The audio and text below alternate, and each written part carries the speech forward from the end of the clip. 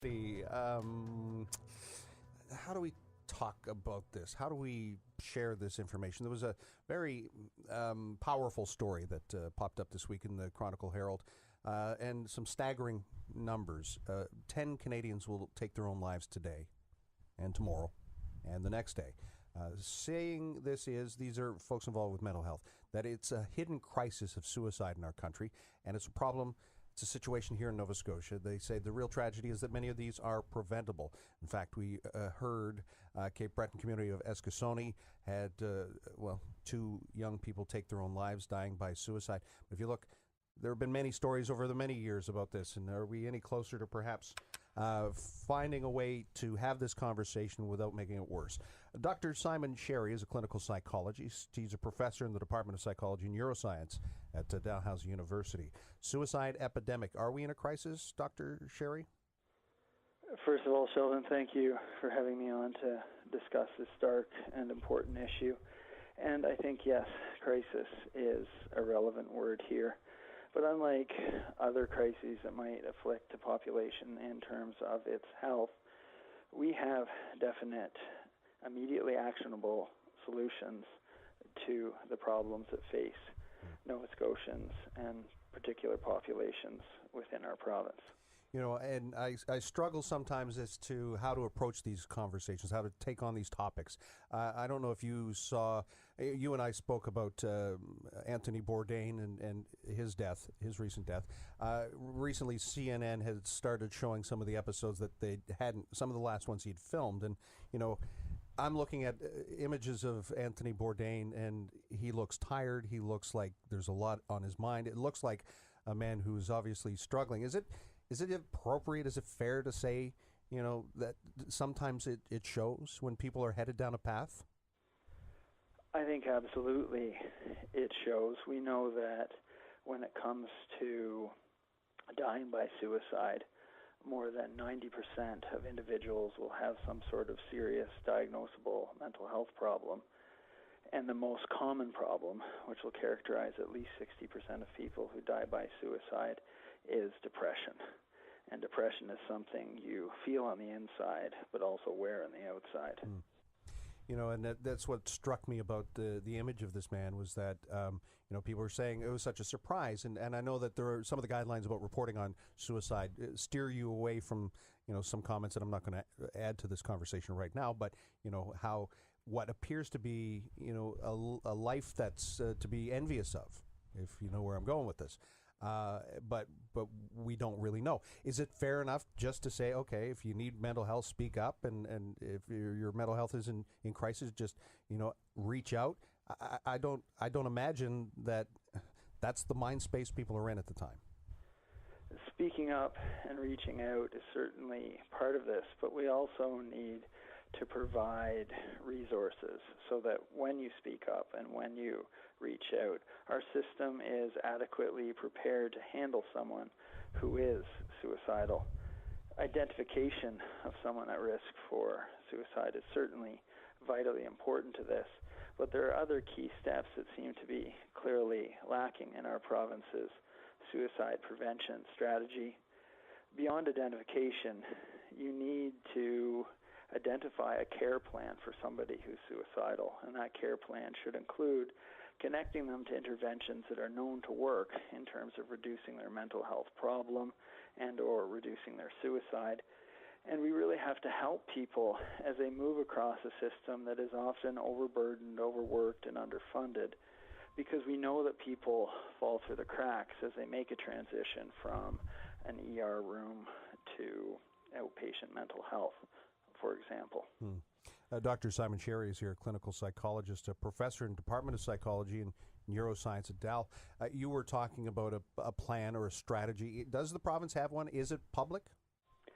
There is a publicly available strategy that you can download from a government website. I think it's also very relevant to question whether or not that strategy is up to date and whether or not that strategy contains evidence that we would want to currently be acting on.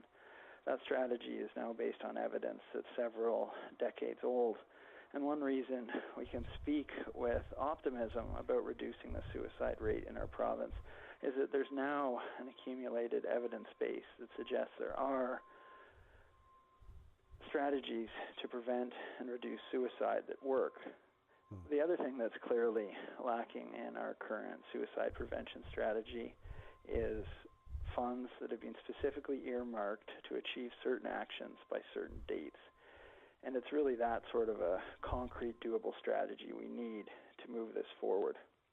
Let's talk for a minute about the very sad and very troubling events that have happened in Equizone. We know that that is a group of Nova Scotians, as in people of a First Nations background, who are going to be especially vulnerable to suicide.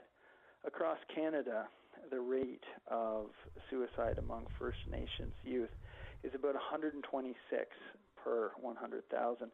To put that in perspective for what we might call non-Aboriginal youth, it's about 24 per 100,000.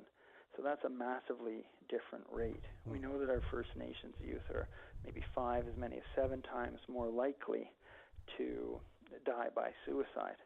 There's no surprise that that group continues to struggle. We knew in 2009, when we lost 4 residents of that community in 5 weeks, that there was already a problem of suicide there. And clearly, this is not a problem linked to just a special group of First Nations. We have people with severe mental illness, problems like bipolar disorder, schizophrenia, severe depression. We have our military personnel, our first responders, and maybe members of special occupations like being a fisherman. We know through accumulated evidence that these groups are especially susceptible to suicide. And so any viable suicide prevention strategy for our province is going to have to pay particular attention to members of these groups. I want to hear your thoughts. We spoke with someone last week about this, and this woman identified someone who clearly went looking for help. I'm looking here at this Chronicle Herald story. It says for resources, how to help or get help. If you know someone who needs immediate mental health help, go to the nearest hospital, call 911, or call the Nova Scotia crisis line. But when people have said they aren't in that place and they go to the hospital and they're turned away either because of a lack of resources or it's not the right time of the day, or someone who sees them says, well, I don't think you're really at risk today. How is this helping? I'm not sure that it is helping. I also believe that speaks to a lack of funding in our province when it comes to suicide prevention, as well as the lack of a government-led initiative that would provide our healthcare workers with a concrete plan to follow through. The story you relate is a very familiar one to me as a practicing clinical psychologist.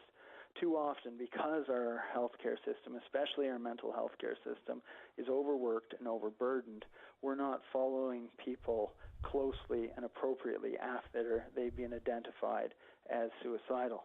It's very possible to do that, but we would need committed action and dedicated funds from our government to initiate such a policy.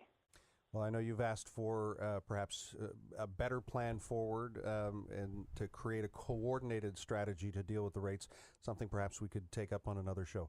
Dr. Simon Sherry, clinical psychologist, professor in the Department of Psychology and Neuroscience at Dal. Thank you, sir. Thank you for having me, Sheldon. I appreciate the conversation. Take care.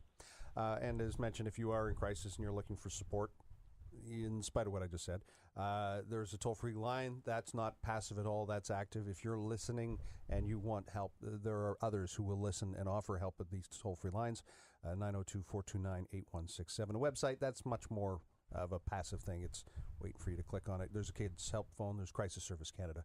There are help networks out there. Sometimes, though, you wonder if it's enough. Well, it's better than nothing. Is that a fair comment? Ugh. What a horrible conversation. I hate these. No, I mean, it's an important conversation, but it seems so down. Yeah. It's suicide, so it's not easy to talk about, obviously. Yeah. I was just going to add that the Kids Help Phone also has a text number where you can text if you're looking for help. You text the word connect to 686868.